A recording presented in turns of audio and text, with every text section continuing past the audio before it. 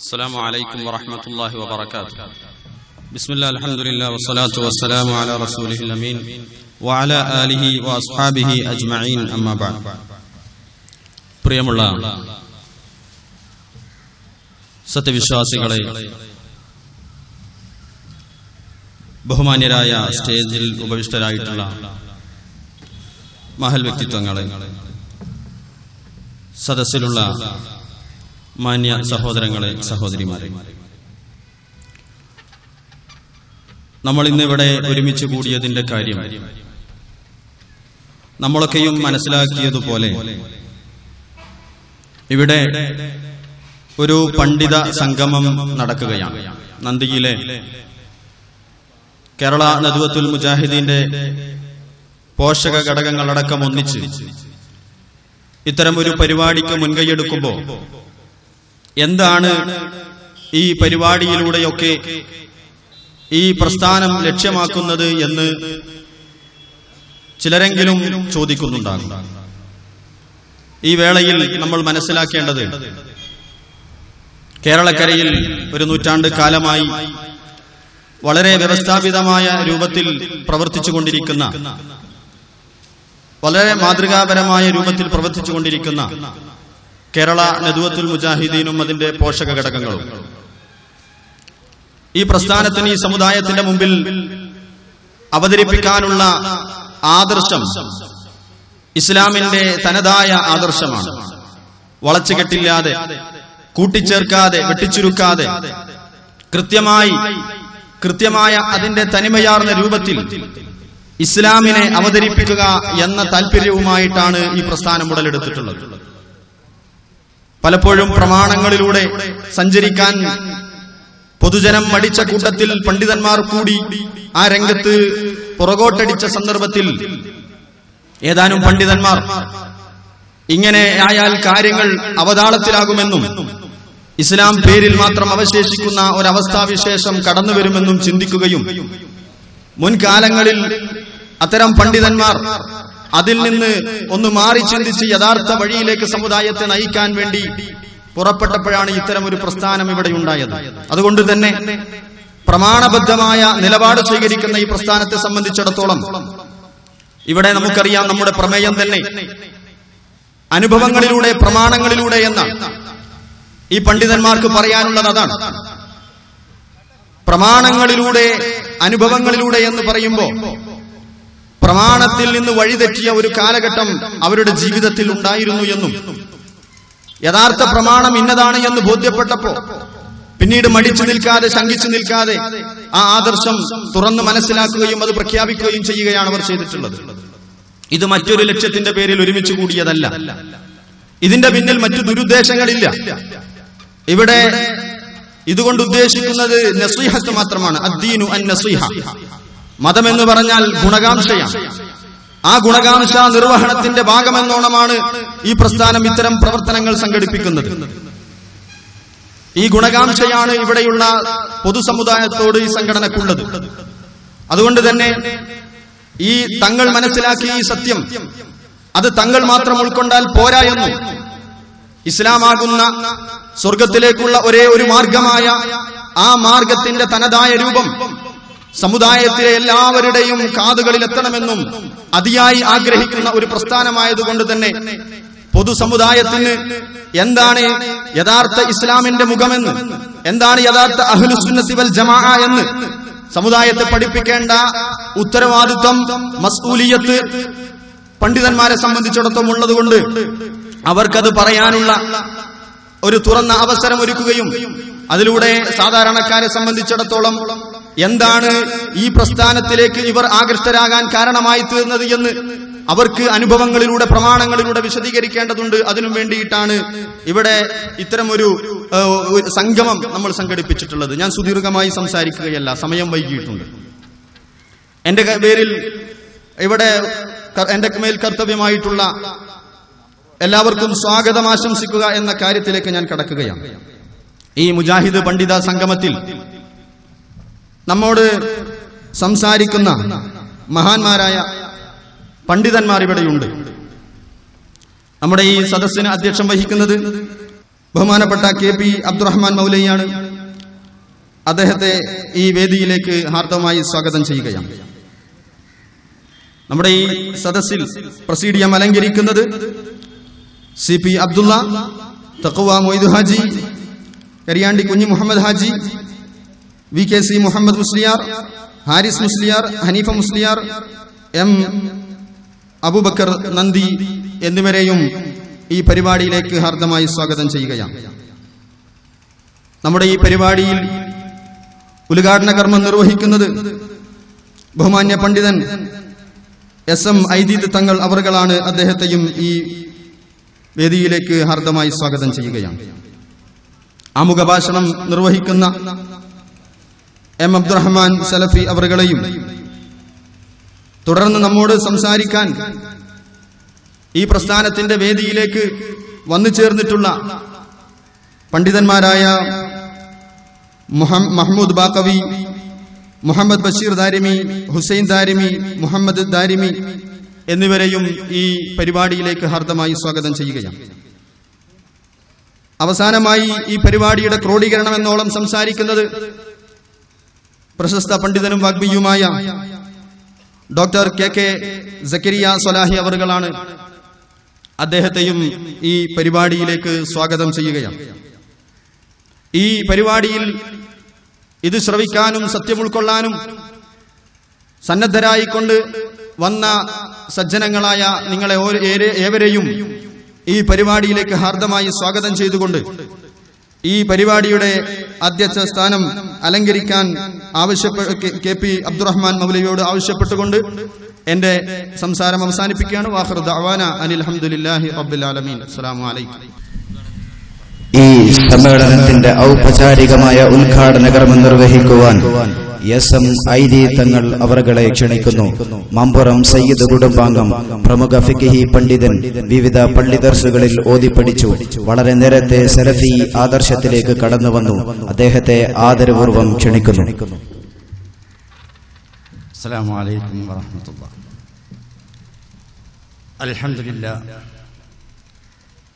അൽഹംദുലില്ലാഹി നഹ്മദുഹു വനസ്തഈനുഹു വനുഅ്മിനു ബിഹി വനതവക്കലു അലൈഹി വനഊദു ബില്ലാഹി മിൻ ശുറൂരി അൻഫുസിനാ വമിൻ സയ്യിആതി അഅ്മാലിനാ. മൻ യഹ്ദില്ലാഹു ഫലാ മുദില്ല ലഹു വമൻ യുദ്ലിൽ ഫലാ ഹാദിയ ലഹു. ونشهد أن لا إله إلا الله وأن محمد رسول الله. اللهم صل على محمد وعلى آل محمد كما صليت على إبراهيم وعلى آل إبراهيم. اللهم بارك على محمد وعلى آل محمد كما باركت على إبراهيم وعلى آل إبراهيم إنك حميد مجيد. أما بعد فإن خير الحديث كتاب الله وخير الهدي هدي محمد صلى الله عليه وسلم وشر الأمور محدثاتها وكل بدعة ضلالة. أعوذ بالله من الشيطان الرجيم. بسم الله الرحمن الرحيم. قل يا أهل الكتاب تعالوا إلى كلمة سواء بيننا وبينكم ألا نعبد إلا الله ولا نشرك به شيئا ولا يتخذ بعضنا بعضا أربابا من دون الله فإن تولوا فقولوا اشهدوا بأننا مسلمون. إن أريد إلا الإصلاح ما استطعت وما توفيقي إلا بالله عليه توكلت وإليه أنيب. رب اشرح لي صدري ويسر لي أمري واحلل عقدة من لساني يفقهوا قولي. വേദിയിലിരിക്കുന്ന അഭിവന്യരായ പണ്ഡിതരെ, എൻ്റെ പ്രിയപ്പെട്ട സഹോദരന്മാരെ, ഇവിടെ വരാനും നിങ്ങളെ അഭിമുഖീകരിച്ച് സംസാരിക്കാനും സാധിച്ചതിൽ അതിൻ്റെ തൗഫീഖ് നൽകിയതിന് സർവശക്തനായ അള്ളാഹുവിനെ ഞാൻ ആദ്യമായി സ്തുതിക്കുന്നു.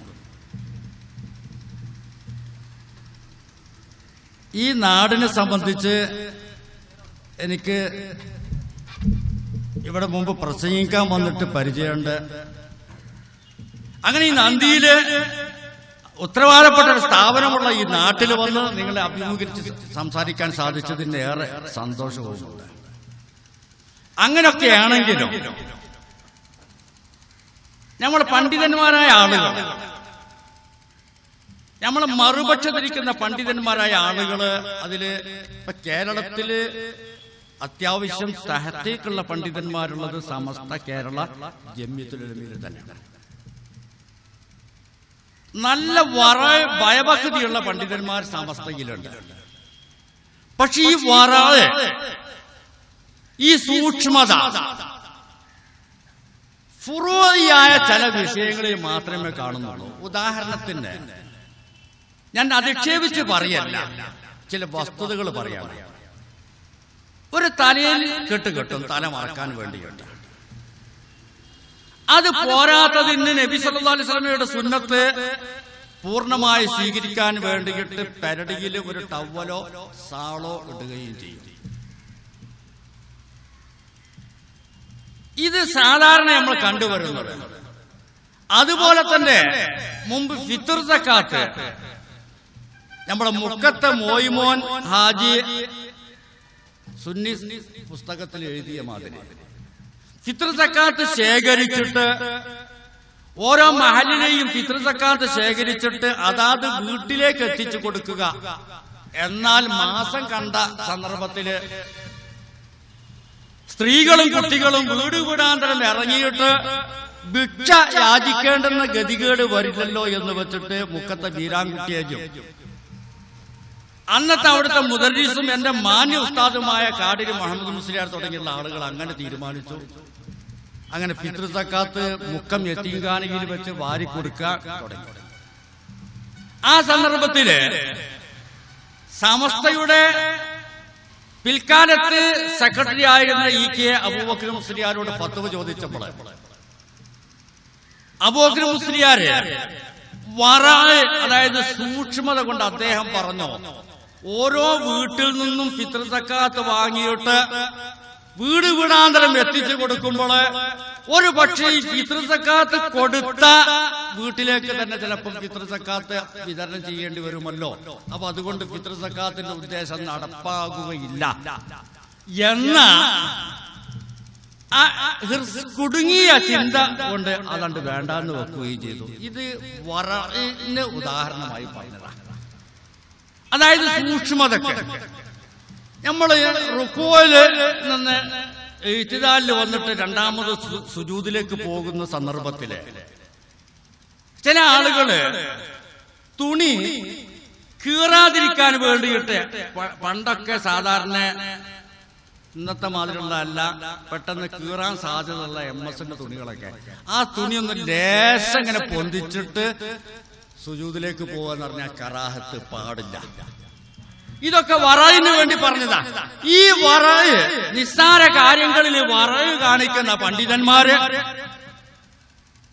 നമ്മളെ ഈമാൻ തന്നെ തെറ്റിപ്പോകുന്ന, വിശ്വാസം ഇല്ലാതായി തീരുന്ന ശിർക്കിലേക്ക് ആളുകളെ കൊണ്ടുപോകുമ്പോഴും അതിനു വേണ്ടി പ്രവർത്തിക്കുമ്പോഴും എന്തുകൊണ്ട് ഈ വറയ് കാണിക്കുന്നില്ല, ഞാൻ പലപ്പോഴും ചിന്തിക്കുന്ന കാര്യമാണ്. ഷാഫി ഇമാമിന്റെ മദ്ഹബില് ഖബറിന്റെ മുകളിൽ കെട്ടിടമുണ്ടാക്കലും അത് മോടി പിടിപ്പിക്കലും അത് ഭംഗിയാക്കലും ഹറാമാകുന്നു എന്ന കാര്യത്തിൽ അഭിപ്രായ വ്യത്യാസമില്ല. മഹാനായ ഇബ്നു ഹജറുൽ ഹൈതമി അദ്ദേഹത്തിന്റെ ഫതാവൽ കുബ്ര 2-ാം ജുസ് 17-ാമത്തെ പേജിൽ അദ്ദേഹം പറഞ്ഞു, അൽ മൻഖൂലുൽ മുഅ്തമദു കമാ ജസമ ബിഹിൻ നവവി ഹുർമത്തുൽ ബിനാഇ ഫിൽ മഖ്ബറത്തിൽ മുസബ്ബല ഫൈൻ ബുനിയ ഫീഹാ ഹുദിമ വലാ ഫർഖ ഫീ ദാലിക ബൈന ഖുബൂരിൽ ഉലമാഇ വസ്സാലിഹീൻ. ഇബ്നു ഹജറുൽ ഹൈതമി ആഖിറുൽ മുഹഖഖീൻ, ഷാഫി ഇമാമിന്റെ മദ്ഹബിലെ ആഖിറുൽ മുഹഖഖീൻ എന്ന പേരിൽ വിശേഷിപ്പിക്കപ്പെടുന്ന ഇബ്നു ഹജറുൽ ഹൈതമി പറയാണ്, ഷാഫി ഇമാമിന്റെ മദ്ഹബിലെ പ്രാമാണികവും ആധികാരികവുമായ അഭിപ്രായം മുസ്ലിങ്ങളെ മറമാടുന്ന സ്ഥലത്ത് ഖബറിന്റെ മുകളിൽ കെട്ടിടമുണ്ടാക്കൽ ഹറാമാകുന്നു എന്നുള്ളതാണ്.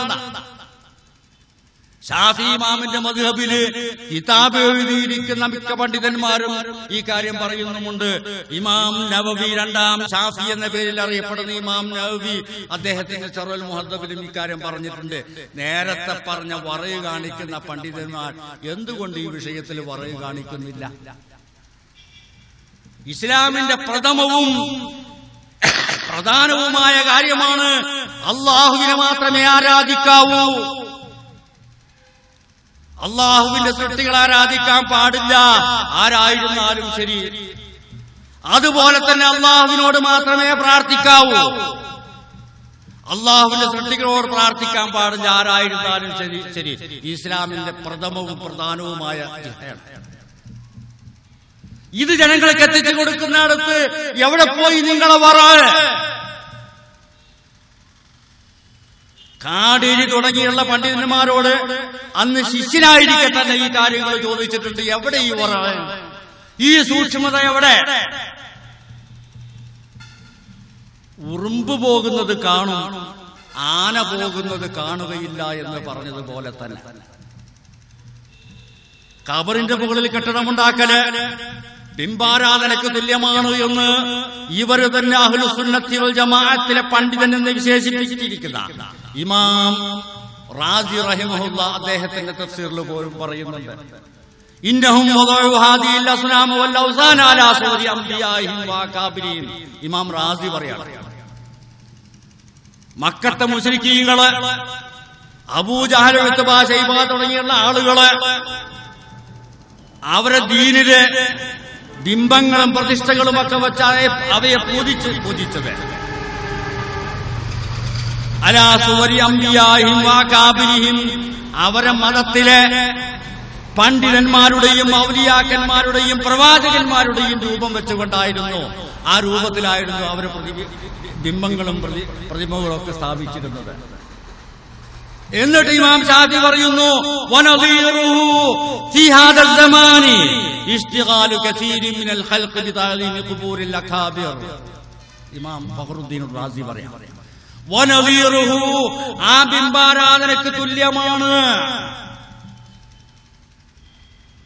വനദീറുഹു ഫീ ഹാദൽ സമാനി, ഈ കാലഘട്ടത്തിൽ, അതായത് റാസി ഇമാമിന്റെ ഈ കാലഘട്ടത്തിൽ അദ്ദേഹം പറയുന്നു, ഇസ്തിഗാലു കസീരിൻ മിനൽ ഖൽഖ്, ഭൂരിപക്ഷം ആളുകളും കഴിഞ്ഞുകൂടുന്നത് ഔലിയാക്കന്മാരുടെ ഖബർ ബഹുമാനിച്ചുകൊണ്ട് കഴിഞ്ഞുകൂടുന്നത് ആ ബിംബാരാധനയ്ക്ക് തുല്യമാണ്.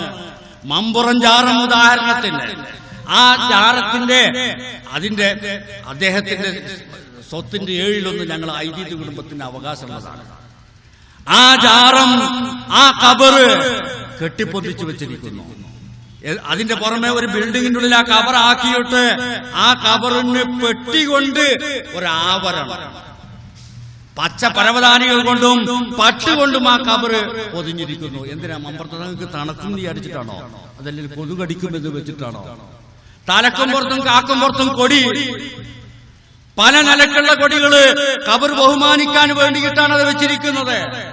ആ പ്രദേശത്ത് കോളറ, വസൂരി തുടങ്ങിയുള്ള മാരക രോഗങ്ങൾ വരുമ്പോൾ, അതുപോലെ തന്നെ വെള്ളത്തിന് ക്ഷാമം, മഴ കിട്ടാത്ത കാലഘട്ടത്തിൽ അവിടുത്തെ കൊടിയെടുത്തിട്ട് നാട് മുഴുവൻ നടന്ന് ആ നിലയ്ക്ക് ഖബറിനെ ബഹുമാനിക്കുന്നു.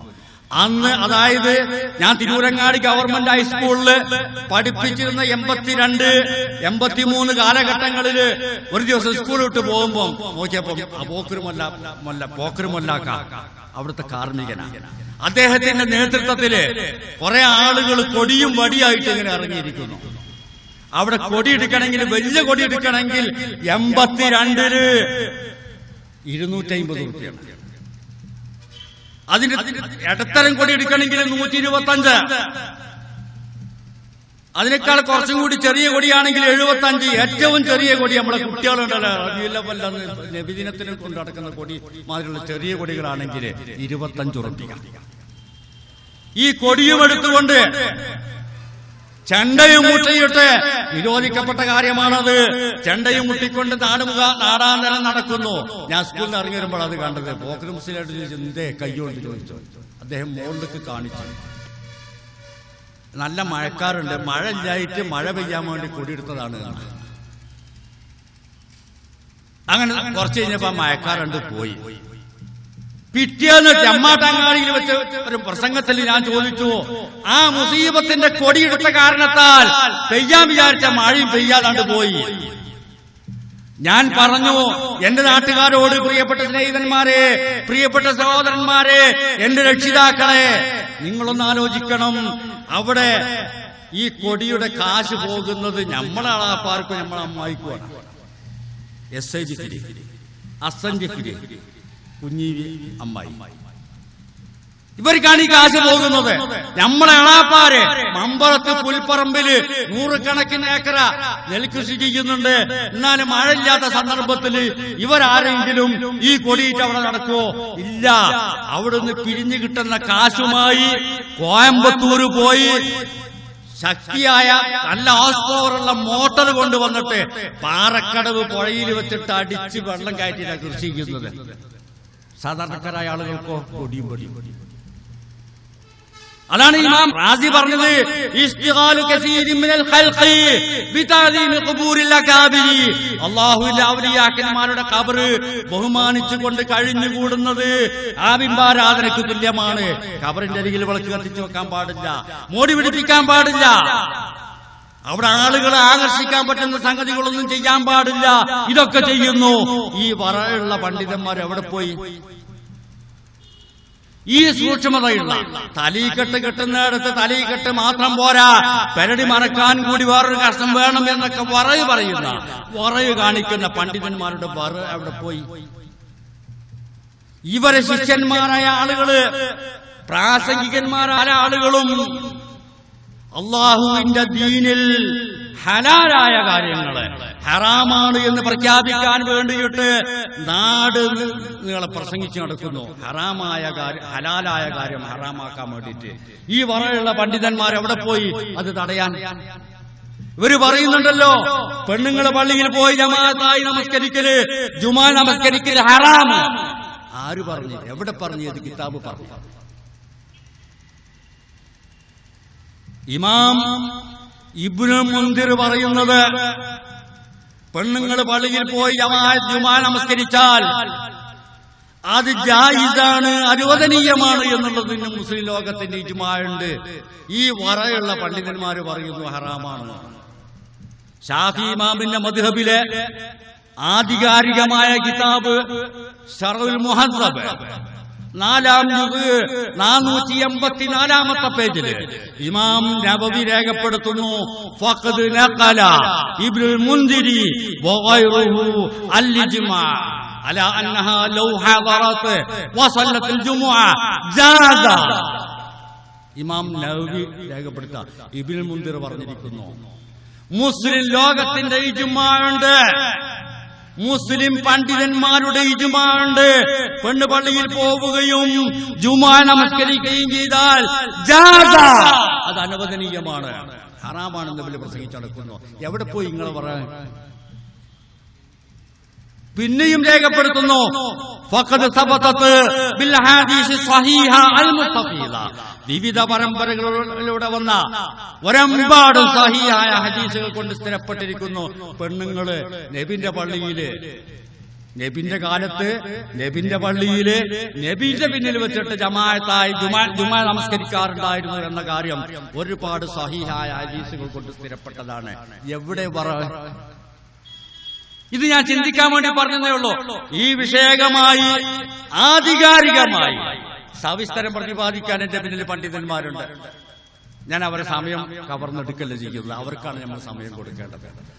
ഇത്രയും കാര്യം ചിന്തിക്കാൻ വേണ്ടിയിട്ട് നിങ്ങളെ ശ്രദ്ധയിൽപ്പെടുത്തിക്കൊണ്ട് അള്ളാഹുവിന്റെ നാമത്തില് ഈ യോഗം ഉദ്ഘാടനം ചെയ്തതായിട്ട് അറിയിക്കുന്നു. വആഖിറു ദഅവാനാ അനിൽ ഹംദുലില്ലാഹി റബ്ബിൽ ആലമീൻ. അല്ലാഹുമ്മ സ്വല്ലി അലാ മുഹമ്മദിൻ വഅലാ ആലി മുഹമ്മദ്. സ്വതസിദ്ധമായ ഭാഷണത്തിലൂടെ നമ്മുടെ പരിപാടിയുടെ ഉദ്ഘാടന കർമ്മം നിർവഹിച്ച SMID തങ്ങൾക്ക് കൃതജ്ഞത അറിയിക്കുകയാണ്. അടുത്തതായി ആമുഖ ഭാഷണം. ഇസ്ലാഹി ആദർശത്തിന്റെ അജയ്യത വിളിച്ചോതിയ വാഴക്കാട് സുന്നി മുജാഹിദ് ഖണ്ഡനമുൾപ്പെടെ നിരവധി വാദപ്രതിപാദങ്ങൾക്ക് നേതൃത്വം നൽകി കേരള നദുവത്തുൽ മുജാഹിദീന്റെ സംസ്ഥാന സെക്രട്ടറിയായ എം അബ്ദുറഹ്മാൻ സലഫി ആണ്. ഇപ്പോൾ അദ്ദേഹം എടവണ്ണ ജാമിയ നദവിയയുടെ മുഖ്യ സാരഥിയും കൂടിയാണ്. ആമുഖ ഭാഷണത്തിനു വേണ്ടി എം അബ്ദുറഹ്മാൻ സലഫിയെ ക്ഷണിക്കുന്നു. ഇന്നൽ ഹംദലില്ലാഹ് നഹ്മദുഹു വനസ്തഈനുഹു വനുഅ്മിനു ബിഹി വനതവക്കലു അലൈഹി ونعوذ بالله من شرور أنفسنا وسيئات أعمالنا من يهده الله فلا مضل له ومن يضلل فلا هادي له أشهد أن لا إله إلا الله وحده لا شريك له وأشهد أن محمدا عبده ورسوله أرسله بالهدى ودين الحق ليظهره على الدين كله ولو كره المشركون اللهم صل على محمد وعلى آل محمد كما صليت على إبراهيم وعلى آل إبراهيم اللهم بارك على محمد وعلى آل محمد كما باركت على إبراهيم وعلى آل إبراهيم إنك حميد مجيد أما بعد فإن خير الحديث كتاب الله وخير الهدي هدي محمد صلى الله عليه وسلم وشر الأمور محدثاتها وكل محدثة بدعة وكل بدعة ضلالة وكل ضلالة في النار. ബഹുമാന്യനായ അധ്യക്ഷൻ, ഈ യോഗം ഉദ്ഘാടനം ചെയ്ത അഭിവന്യനായ സയ്യിദ് മുഹമ്മദ് ഐദീദ് തങ്ങൾ, ഈ സ്റ്റേജിൽ ഉപവിഷ്ടരായ പണ്ഡിതന്മാരെ, കാരണവന്മാരെ, പ്രിയപ്പെട്ട ഇസ്ലാഹി പ്രവർത്തകന്മാരെ, നാട്ടുകാരെ, സുഹൃത്തുക്കളെ, സഹോദരികളെ, ഭൂമുഖത്ത് മാനവ സമൂഹത്തിന് നേറുവഴി കാണിച്ചു കൊടുക്കുന്നതിന് പ്രപഞ്ച സൃഷ്ടാവായ അല്ലാഹു അവന്റെ സന്ദേശം ആദിമ മനുഷ്യൻ തൊട്ട് അവതരിപ്പിക്കുകയായിരുന്നു. ആ സന്ദേശമനുസരിച്ചാണ് ആദം തന്റെ ഭാര്യ സന്തതികൾ ഉൾക്കൊള്ളുന്ന സമൂഹത്തെ നേറുവഴിയിലേക്ക് നയിച്ചത്. 10 തലമുറകൾ കഴിഞ്ഞുപോയപ്പോൾ ആളുകൾ ആ നേറുവഴിയിൽ നിന്ന് അങ്ങോട്ടും ഇങ്ങോട്ടും വ്യതിചലിക്കുവാൻ തുടങ്ങി. ആ സന്ദർഭത്തിലാണ് അല്ലാഹു പ്രവാചകരായ നൂഹ് നബിയെ നിയോഗിക്കുന്നത്. അദ്ദേഹത്തിന്റെ 950 വർഷക്കാലം നീണ്ടുനിന്ന പ്രബോധന പ്രവർത്തനങ്ങളിലൂടെ ഒരു പിടി ആളുകൾ അദ്ദേഹത്തെ പിൻപറ്റുകയും നേറുവഴിയിൽ കഴിഞ്ഞുകൂടുകയും ചെയ്തു. ധിക്കാരികളും അധർമ്മകാരികളും അദ്ദേഹത്തെ പീഡിപ്പിക്കുകയും ഉപദ്രവിക്കുകയും ചെയ്ത അക്രമികൾ പ്രപഞ്ച സൃഷ്ടാവായ അല്ലാഹുവിന്റെ അനുഗ്രഹം ആസ്വദിച്ച് അവന് നന്ദി കാണിക്കാൻ സന്മനസ് കാണിക്കാത്ത നന്ദികെട്ട ആളുകൾക്ക് ഈ ഭൂമിയിൽ അല്ലാഹുവിന്റെ വായുവും വെള്ളവും ഉപയോഗിച്ചുകൊണ്ട് ഇവിടെ ജീവിക്കുന്നതിൽ ധാർമ്മികമായ അവകാശമില്ലെന്ന് തെളിയിച്ചുകൊണ്ട് ആ സമൂഹം ഭൂമുഖത്ത് നിന്ന് പ്രളയത്തിലൂടെ തുടച്ചു നീക്കപ്പെടുകയായിരുന്നു. ആ പ്രവാചകന്റെ കൂടെ നേർവഴിയിലൂടെ നടന്നുപോയ ആളുകൾ തലമുറകൾ മാറി വന്നപ്പോൾ വീണ്ടും നേർവഴിയിൽ നിന്ന് വ്യതിചലിച്ചു പോവുകയാണുണ്ടായത്. ഇങ്ങനെയാണ് പ്രവാചകന്മാർ ഭൂമുഖത്ത് നിരന്തരമായി നിയോഗിക്കപ്പെടേണ്ടി വന്നത്. ഈ വ്യതിയാനവും നേർവഴിയിൽ കഴിഞ്ഞുകൂടിയവരും ഉൾക്കൊള്ളുന്നതാണ് മാനവതയുടെ ചരിത്രം പരിശോധിച്ചാൽ നമുക്ക് കാണാൻ സാധിക്കുന്നത്. ആ പ്രവാചക ശൃംഖലയ്ക്ക് പരിസമാപ്തി കുറിച്ചുകൊണ്ട് നിയോഗിക്കപ്പെട്ട അന്തിമ പ്രവാചകരായ മുഹമ്മദ് മുസ്തഫ സല്ലല്ലാഹു അലൈഹി വസല്ലം ആദം നബിക്ക് അവതരിച്ചു തുടങ്ങിയ നേർമാർഗം അതിന്റെ സമ്പൂർണവും പരിപൂർണവുമായ രൂപത്തിൽ അവതരിപ്പിക്കപ്പെട്ട വിശുദ്ധ ഖുർആനാണ് പ്രവാചകൻ അല്ലാഹുവിൽ നിന്ന് ഏറ്റുവാങ്ങിയത്. ആ ഖുർആനിന് ആധികാരിക വിശദീകരണം ആവശ്യമായത് തന്റെ വാക്കിലൂടെയും പ്രവൃത്തിയിലൂടെയും അവിടുന്ന് നൽകിയിട്ടുള്ളത് തന്റെ ബുദ്ധിക്കനുസരിച്ചോ തന്റെ ചിന്തക്കനുസരിച്ചോ തനിക്ക് തോന്നിയ വിധത്തിലോ ആയിരുന്നില്ല. മറിച്ച് അല്ലാഹുവിൽ നിന്ന് വഹയ്യായി ലഭിച്ച ആ ദിവ്യ സന്ദേശം തന്നെയാണ് വിശുദ്ധ ഖുർആൻ പോലെ പ്രവാചകന്റെ വചനങ്ങൾ, പ്രവാചകന്റെ ചര്യ അഥവാ സുന്നത്ത് എന്ന് പറയുന്നത്. ഈ ഖുർആനും സുന്നത്തും അനുസരിച്ചാണ് 23 വർഷക്കാലം കൊണ്ട് അവിടുന്ന് 13 വർഷം മക്കായിലും 10 വർഷം മദീനായിലുമായി ഒരു ഉത്തമ സമൂഹത്തെ വളർത്തിയെടുത്തത്. അങ്ങേയറ്റത്തെ അന്ധവിശ്വാസത്തിൽ കഴിഞ്ഞുകൂടിയിരുന്ന, മദ്യത്തിലും മധുരാത്രിയിലും കഴിഞ്ഞുകൂടിയിരുന്ന, കൊള്ളയിലും കൊലയിലും കഴിഞ്ഞുകൂടിയിരുന്ന ഒരു സമൂഹത്തെ ചരിത്രത്തിൽ തുല്യതയില്ലാത്ത വിധം നേർവഴിയിലൂടെ നടന്നു നീങ്ങുന്ന സംസ്കരിക്കപ്പെട്ട ഉത്തമന്മാരായി ഒരു മധ്യമ നിലപാട് സ്വീകരിച്ചുകൊണ്ട് അതിന് കവിയാതെയും വീഴ്ച വരുത്താതെയും ഉമ്മത്തൻ വസത ഖൈറ ഉമ്മ എന്ന് വിശുദ്ധ ഖുർആൻ വിശേഷിപ്പിച്ച മധ്യമ സമുദായമായി, ഉത്തമ സമുദായമായി ആ പ്രവാചകൻ വളർത്തിയെടുത്ത ആ സമൂഹം, അവരെ അറഫ മൈതാനിയിൽ അഭിസംബോധന ചെയ്തുകൊണ്ട് അവിടുന്ന് പറഞ്ഞു, اليوم أكملت لكم دينكم وأتممت عليكم نعمتي ورضيت لكم الإسلام دينا. ഓ പ്രവാചക, വിളംബരം ചെയ്യൂ, ജനങ്ങളോട് വിളംബരം ചെയ്യൂ, ഇന്നേ ദിവസം നിങ്ങൾക്ക് നിങ്ങളുടെ മതത്തെ ഞാൻ പൂർത്തിയാക്കി തന്നിരിക്കുന്നു, എന്റെ അനുഗ്രഹത്തെ പരിപൂർണമാക്കുകയും ഇസ്ലാമിനെ മതമായി തൃപ്തിപ്പെടുകയും ചെയ്തിരിക്കുന്നു എന്ന വിളംബരത്തോടുകൂടി ഇസ്ലാം പൂർത്തീകരിക്കപ്പെട്ടു. അതിലേക്ക് ചേർക്കുവാനില്ല, അതിൽ നിന്ന് ഒഴിവാക്കുവാനില്ല. ആ പ്രവാചകന് മരണം വരെ അല്ലാഹുവിൽ നിന്ന് ലഭിച്ച വഹ്യ്, ആ വഹ്യിന്റെ സമാഹാരമാണ് ഇസ്ലാം. വിശുദ്ധ ഖുർആനായി വന്ന വഹ്യും, ഖുർആനിന് പുറമെ അത്ര തന്നെ വന്ന മറ്റു വഹ്യും, ഖുർആനും സുന്നത്തും, അതാണ് ഇസ്ലാം. പ്രവാചകൻ പറഞ്ഞ സ്വർഗത്തോട് നിങ്ങൾ അടുപ്പിക്കുന്ന ഒരു കാര്യവും നരകത്തിൽ നിന്ന് നിങ്ങൾ അകറ്റുന്ന ഒരു കാര്യവും ഞാൻ നിങ്ങൾക്ക് പറഞ്ഞു തരാതെ വിട്ടുപോയിട്ടില്ല. ഇതിലേക്കൊരു നമസ്കാരം കൂട്ടിച്ചേർക്കാനില്ല, ഇതിലേക്കൊരു നോമ്പ് കൂട്ടിച്ചേർക്കാനില്ല, ഇതിലേക്കൊരു ബാങ്ക് കൂട്ടിച്ചേർക്കാനില്ല, ഇതിലേക്കൊരു ആരാധനയും ഒരു അനുഷ്ഠാനവും കൂട്ടിച്ചേർക്കാനില്ല. മതമെന്നുള്ള നിലയ്ക്ക് നിങ്ങൾ ചെയ്യേണ്ടതെന്തോ ചെയ്യാനുള്ളതെന്തോ അത് പരിപൂർണമായി അവതരിപ്പിക്കപ്പെട്ടിരിക്കുന്നു, അത് പരിപൂർണമായി ഞാൻ നിങ്ങൾക്ക് കൈമാറിയിരിക്കുന്നു, അത് പരിപൂർണമായി ഞാൻ നിങ്ങളെ പഠിപ്പിച്ചിരിക്കുന്നു. നിങ്ങൾ ഇതനുസരിച്ച് ജീവിച്ചാൽ മതി, ഇത് രണ്ടും നിങ്ങൾ മുറുകെ പിടിച്ചാൽ മതി. തറക്തു ഫീകും അംറൈൻ ലൻ തളില്ലൂ മാ തമസ്സക്തും ബിഹിമാ കിതാബല്ലാഹി വസുന്നതി. രണ്ടു കാര്യങ്ങൾ നിങ്ങളിൽ വിട്ടേച്ചുകൊണ്ടാണ് ഞാൻ പോകുന്നത്. അത് രണ്ടും മുറുകെ പിടിക്കുന്ന പക്ഷം നിങ്ങൾ ആ നേർവഴിയിൽ നിന്ന് വ്യതിചലിച്ചു പോവില്ല, നിങ്ങൾക്ക് മാർഗഭ്രംശം സംഭവിക്കില്ല. ഒന്ന് കിതാബ് അല്ലാഹ്, അല്ലാഹുവിന്റെ കിതാബാണ്. രണ്ടാമത്തേത് വസുന്നത്ത് റസൂലിഹി, അല്ലാഹുവിന്റെ റസൂലിന്റെ സുന്നത്തുമാണ് എന്ന് പ്രവാചകൻ അവരെ അറിയിക്കുകയുണ്ടായി. ആ പ്രവാചകൻ അവരെ അഭിസംബോധന ചെയ്തുകൊണ്ട് അവിടെ വെച്ച് പറഞ്ഞത്, അലാ ഫൽയുബല്ലിഗി ഷാഹിദുൽ ഗായിബ്, ഇവിടെ വന്നവർ വരാത്തവർക്ക് ഈ സന്ദേശം എത്തിച്ചു കൊടുക്കട്ടെ. ഇസ്ലാമിനെ പറ്റി കേട്ടവർ, മനസ്സിലാക്കിയവർ, പഠിച്ചവർ, കേൾക്കാത്തവർക്ക് എത്തിച്ചു കൊടുക്കണം. ഇത് നിങ്ങൾക്ക് മാത്രമുള്ളതല്ല, ഒരു പ്രത്യേക കുടുംബത്തിനോ ഗോത്രത്തിനോ വർഗത്തിനോ ജാതിക്കോ കാലഘട്ടത്തിൽ ജീവിച്ചവർക്കോ ദേശക്കാർക്കോ ഭാഷക്കാർക്കോ വേണ്ടി മാത്രമുള്ളതല്ല. നേരെ മറിച്ച് ഈ ഉമ്മുൽ ഖുറ എന്ന മക്കായിലും അതിന്റെ പരിസരത്തായി ചുറ്റുമായി ലോകത്ത് പരന്നു കിടക്കുന്ന മുഴുവൻ മനുഷ്യർക്കും വേണ്ടി അവതരിപ്പിക്കപ്പെട്ടതാണ്. അവർക്ക് താക്കീത് നൽകുവാൻ, മുന്നറിയിപ്പ് നൽകുവാനുള്ളതാണ്. ഇത് ഈ കാലഘട്ടത്തിൽ ജീവിച്ചിരിക്കുന്ന ആളുകൾക്ക് മാത്രമുള്ളതല്ല, വരും നാളുകളിൽ ജനിക്കാനിരിക്കുന്ന, ലോകാവസാനം വരെ ഭൂമുഖത്ത് ജനിക്കാനിരിക്കുന്ന മുഴുവൻ മനുഷ്യർക്കുമുള്ളതാണ് എന്നാണ് വിശുദ്ധ ഖുർആൻ പ്രഖ്യാപിക്കുന്നത്.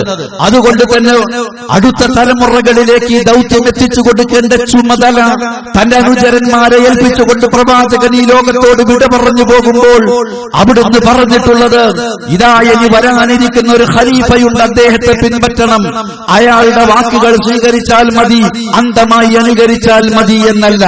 അതേപോലെ തന്നെ പിൽക്കാലത്ത് വരാനിരിക്കുന്ന ഒരു ഇമാമുണ്ട്, ഒരു ഹോജയുണ്ട്, ഒരു നേതാവുണ്ട്, ഒരു പണ്ഡിതനുണ്ട്, ഒരു തങ്ങളുണ്ട്, ഒരു മഹാനുണ്ട്. അദ്ദേഹത്തെ പിൻപറ്റിയാൽ മതി, അദ്ദേഹത്തിന്റെ വാക്കുകൾ ചോദ്യം ചെയ്യപ്പെടാതെ സ്വീകരിച്ചാൽ മതി എന്നല്ല അല്ലാഹു പറഞ്ഞത്, എന്നല്ല റസൂല് പറഞ്ഞത്, എന്നല്ല അവിടുത്തെ ഖലീഫമാര് പറഞ്ഞത്. പറഞ്ഞത് എന്നല്ല സഹാബത്ത് പറഞ്ഞത്, എന്നല്ല താബിഈങ്ങൾ പറഞ്ഞത്, എന്നല്ല തബഉ താബിഈങ്ങൾ പറഞ്ഞത്, എന്നല്ല ഇമാമിങ്ങൾ പറഞ്ഞത്, എന്നല്ല അഹ്ലുസുന്നത്തിന്റെ നേതാക്കൾ പറഞ്ഞത്. എല്ലാവരും പറഞ്ഞത് അല്ലാഹുവിന്റെ കിതാബും പ്രവാചകന്റെ സുന്നത്തും സ്വീകരിക്കണമെന്നാണ്. അതാണ് വിശുദ്ധ ഖുർആൻ തന്നെ പറഞ്ഞിട്ടുള്ളത്. യാ അയ്യുഹല്ലദീന ആമനൂ അത്തിഉല്ലാഹ വഅത്തിഉർ റസൂൽ വഉലിൽ അംരി മിൻകും. വിശ്വാസികളെ, അല്ലാഹുവിനെ അനുസരിക്കുവിൻ, അല്ലാഹുവിന്റെ റസൂലിനെയും അനുസരിക്കുവിൻ, നിങ്ങളുടെ കൂട്ടത്തിലെ നേതാക്കളെ കൈകാര്യകർത്താക്കളെയും അനുസരിക്കുവിൻ. അനുസരിക്കണം അല്ലാഹുവിനെയും റസൂലിനെയും നേതാക്കളെയും. എന്നാൽ നിങ്ങൾക്കിടയിൽ ഫൈൻ തനാസഅതും ഫീ ശൈഇൻ, വല്ല വിഷയത്തിലും നിങ്ങൾക്കിടയിൽ തർക്കമുണ്ടായാൽ, അഭിപ്രായ വ്യത്യാസമുണ്ടായാൽ, ഫറുദ്ദൂഹു ഇലല്ലാഹി വറസൂൽ, ആ തർക്കമുള്ള പ്രശ്നം നിങ്ങൾ മടക്കേണ്ടത് അല്ലാഹുവിലേക്കും റസൂലിലേക്കുമാണ്. അവിടെ ഉലുൽ അംർ എന്ന് അല്ലാഹു പറഞ്ഞില്ല, ഉലുൽ അംറിലേക്ക് മടക്കണമെന്ന് പറഞ്ഞില്ല. മറിച്ച് അല്ലാഹു പറഞ്ഞത് തർക്കങ്ങൾ പരിഹരിക്കേണ്ടത് പ്രമാണങ്ങളിലൂടെയാണ്, പ്രശ്നങ്ങൾക്ക് തീർപ്പ് കൽപ്പിക്കേണ്ടത് പ്രമാണങ്ങളിലൂടെയാണ്. നിങ്ങൾക്ക് അവതരിപ്പിക്കപ്പെട്ടിരിക്കുന്ന പ്രമാണങ്ങൾ രണ്ടാണ്. ഒന്ന് അല്ലാഹുവിന്റെ വചനങ്ങളായ വിശുദ്ധ ഖുർആൻ, രണ്ടാമത്തേത് പ്രവാചകന്റെ ചര്യയായ സുന്നത്ത്. ഫറുദ്ദൂഹു ഇലല്ലാഹ്, അല്ലാഹുവിലേക്ക് മടക്കണമെന്ന് പറഞ്ഞാൽ ഐ ഇലാ കിതാബില്ലാഹ്, അല്ലാഹുവിന്റെ കിതാബിലേക്ക് മടക്കണമെന്നർത്ഥം. വഇലർ റസൂൽ, റസൂലിലേക്ക് മടക്കണമെന്ന് പറഞ്ഞാൽ ഇലാ സുന്നത്തി റസൂലില്ലാഹ്, റസൂലുള്ളാഹിന്റെ സുന്നത്തിലേക്ക് മടക്കണമെന്നാണ് അർത്ഥം. അവിടെ നേരത്തെ പറഞ്ഞ അത്തിയുല്ലാഹ വഅത്തിയുർ റസൂല വഉലിൽ അംരി മിൻകും എന്ന് മൂന്നാമത് പറഞ്ഞ ഉലുൽ അംറിനെ രണ്ടാമത് തർക്കങ്ങളിൽ തീർപ്പ് കൽപ്പിക്കാൻ, പ്രശ്നങ്ങളിൽ പരിഹാരം കണ്ടെത്താൻ, നമ്മുടെ സംശയങ്ങൾക്ക് മറുപടി കണ്ടെത്താൻ നമ്മൾ അവലംബിക്കേണ്ടത് കിതാബും സുന്നത്തുമാണ് എന്നാണ് ഖുർആൻ പറഞ്ഞത്. ഉലുൽ അംറിനെ അവിടെ ആവർത്തിച്ചു പറഞ്ഞിട്ടില്ല. ഈ കാര്യം അടിവരയിട്ട് മനസ്സിലാക്കണം. എന്നാൽ വിവരമില്ലാത്ത ആളുകളാണ്, ഞങ്ങൾക്കൊന്നും അറിയില്ല, ഞങ്ങൾ കിതാബ് ഓതിയിട്ടില്ല, ഞങ്ങൾ പള്ളി ദർസിൽ പോയിട്ടില്ല, ഞങ്ങൾ അറബി കോളേജിൽ പോയിട്ടില്ല, ഞങ്ങൾ എന്ത് ചെയ്യും? നമ്മളോടൊക്കെ പറഞ്ഞത്, മുഴുവൻ മനുഷ്യരോടും പറഞ്ഞത് ഇത്തബിഉ മാ ഉൻസില ഇലൈക്കും മിർ റബ്ബിക്കും, നിങ്ങളുടെ രക്ഷിതാവിങ്കിൽ നിന്ന് അവതരിപ്പിക്കപ്പെട്ടത് എന്താണോ അത് നിങ്ങൾ പിൻപറ്റുവിൻ എന്നാണ്. അത് നോക്കാതെ, അത് മനസ്സിലാക്കാതെ, അത് പഠിക്കാതെ അതനുസരിച്ച് നിങ്ങൾക്ക് പ്രവർത്തിക്കാൻ കഴിയില്ല. നിങ്ങൾ പഠിച്ചിട്ടില്ലെങ്കിൽ, കോളേജിൽ പോയി പഠിച്ചിട്ടില്ലെങ്കിൽ, ദർസിൽ പോയി പഠിച്ചിട്ടില്ലെങ്കിൽ, പഠിച്ച പണ്ഡിതന്മാരോട് നിങ്ങൾ ചോദിച്ചു പഠിക്കണം. ഫസ്അലൂ അഹ്ലൽ ദിക്രി ഇൻ കുൻതും ലാ തഅലമൂൻ, നിങ്ങൾക്ക് വിവരമില്ലെങ്കിൽ വിവരമുള്ള പണ്ഡിതന്മാരോട് നിങ്ങൾ ചോദിക്കുവിൻ. വിവരമുള്ള പണ്ഡിതന്മാരെ തഖ്ലീദ് ചെയ്യാനല്ല പറഞ്ഞത്, അവരോട് ചോദിച്ചു പഠിക്കാനാണ് പറഞ്ഞത്. ചോദിക്കുക, ഈ വിഷയത്തിൽ എന്താണ് അല്ലാഹു പറഞ്ഞത്, എന്താണ് അല്ലാഹുവിന്റെ റസൂല് പറഞ്ഞത്? അല്ലാഹു പറഞ്ഞതും റസൂല് പറഞ്ഞതും അതിന് തെളിവുണ്ടോ എന്ന് ചോദിച്ചാൽ ഉണ്ട് എന്ന് പറയും. ആ തെളിവ് എവിടെ എന്ന് ചോദിക്കണം. ഖുർആനിലുണ്ടോ എന്ന് ചോദിക്കണം, ഹദീസിലുണ്ടോ എന്ന് ചോദിക്കണം. ആ ഖുർആനിലും സുന്നത്തിലുമുള്ള തെളിവുകളാണ് സ്വീകരിക്കേണ്ടത്. അതല്ലാത്ത തെളിവുകൾ അല്ലാഹുവോ അവന്റെ റസൂലോ അവതരിപ്പിച്ചിട്ടുള്ളതല്ല എന്നർത്ഥം. ഈ കിതാബും സുന്നത്തും അതുമായി ബന്ധപ്പെട്ടതുമാണ് നമ്മുടെ പ്രമാണങ്ങൾ, നമ്മുടെ തെളിവുകൾ. അതിന്റെ അടിസ്ഥാനത്തിലാണ് ഒരു വിശ്വാസി തന്റെ ജീവിതത്തെ കെട്ടിപ്പടുക്കേണ്ടത്. ഞാൻ കിതാബൊന്നും ഓതാത്തവനാണെന്ന് പറഞ്ഞ് ഞാനിങ്ങനെ ജീവിച്ചു പോയി, എനിക്ക് പൊറുത്തു തരൂ നാഥ, ആലിമീങ്ങൾ പറഞ്ഞത് കേട്ട് ഞാൻ നടന്നു, അവരങ്ങനെ ചെയ്തോ എന്ന് പറഞ്ഞു, ഞങ്ങളെ പിൻപറ്റിക്കോ എന്ന് പറഞ്ഞു. ഇത്തബിഉ സബീലനാ ഫൽനഹ്മിൽ ഖതായാകും, നിങ്ങൾ ഞങ്ങളെ പിൻപറ്റിക്കോളൂ, നിങ്ങൾ ചെയ്തു പോകുന്ന കുറ്റങ്ങൾ ഞങ്ങൾ ഏറ്റെടുത്തുകൊള്ളാം എന്ന് പറഞ്ഞുകൊണ്ട് ഞങ്ങളുടെ ചില നേതാക്കള് ഞങ്ങളോടവരെ പിൻപറ്റാൻ പറഞ്ഞു. അതുകൊണ്ട് ഞങ്ങൾ അവരെ പിൻപറ്റിപ്പോയതാണ്. എന്നാൽ ആ നേതാക്കൾ എവിടെ? അല്ലാഹുവിന്റെ കോടതിയിൽ എവിടെ? പരലോകത്തെവിടെ? അവർക്കവിടെ എന്ത് ചെയ്യാനാവും? ഒന്നും ചെയ്യാൻ കഴിയില്ല. റബ്ബിന്റെ കോടതിയിൽ ദുനിയാവിൽ വെച്ച് ആക്രോശിച്ച പോലെ ആക്രോശിക്കുവാൻ അവർക്ക് കഴിയില്ല. പഞ്ചപുച്ഛമടക്കി നിൽക്കുകയാണ്. ലിമനിൽ മുൽക്കുൽ യൗം, ഇന്ന് ആർക്കാണ് അധികാരമെന്ന് അല്ലാഹു ചോദിക്കുമ്പോൾ അവിടെ കിസ്റ കൈസർമാരുണ്ട്, ലോകത്തെ വിറപ്പിച്ച ഭരണാധിപന്മാരുണ്ട്, സ്വേച്ഛാധിപതികളുണ്ട്, മഹാന്മാരായ ആളുകളുണ്ട്. ആർക്കാർക്കും ഒന്നും ഉച്ചരിക്കാൻ കഴിയുന്നില്ല. ലില്ലാഹിൽ വാഹിദിൽ ഖഹാർ. ആ ചോദ്യത്തിനുള്ള മറുപടി അത് ചോദിച്ച അല്ലാഹു തന്നെയാണ് പറയുന്നത്. ഈ പ്രപഞ്ചത്തെ മുഴുവൻ അടക്കി ഭരിച്ചുകൊണ്ടിരിക്കുന്ന, നിയന്ത്രിച്ചുകൊണ്ടിരിക്കുന്ന ഏകനായ അല്ലാഹുവിന് മാത്രമാണ് ഇന്നത്തെ ദിവസത്തിന്റെ അധികാരം, മറ്റാർക്കുമില്ല എന്ന് അവിടുന്ന് അല്ലാഹു പ്രഖ്യാപിക്കുകയും ചെയ്യുന്നു.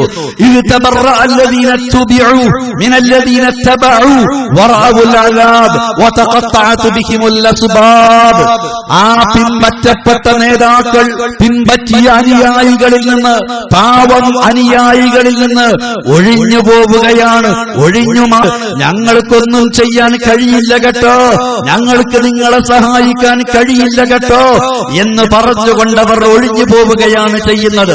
പാവങ്ങളായ അനുയായികളും ആ ശൈഖന്മാരെ മുരീദുമാരായി കഴിഞ്ഞുകൂടിയവർ, അതേപോലെ തന്നെ ഇമാമീങ്ങളെ മുഖല്ലിദീങ്ങളായി കഴിഞ്ഞുകൂടിയവർ, ഉസ്താദിന്റെ അഭിപ്രായവും തൊടാതെ വിഴുങ്ങിയവർ, അവരൊക്കെ തന്നെ ഉസ്താദുമാരെ, നേതാക്കന്മാരെ, ഇമാമീങ്ങളെ, ത്വരീഖത്തിന്റെ മശായിഖുമാരെ നോക്കി നിൽക്കുമ്പോൾ അവർ പറയുന്നു, ഇല്ല, ഞങ്ങൾക്കൊന്നിനും കഴിയില്ല, ഞങ്ങൾക്ക് നിങ്ങളെ രക്ഷിക്കാൻ ആവില്ല എന്നാണ് അവർ പറഞ്ഞുകൊണ്ടിരിക്കുന്നത്.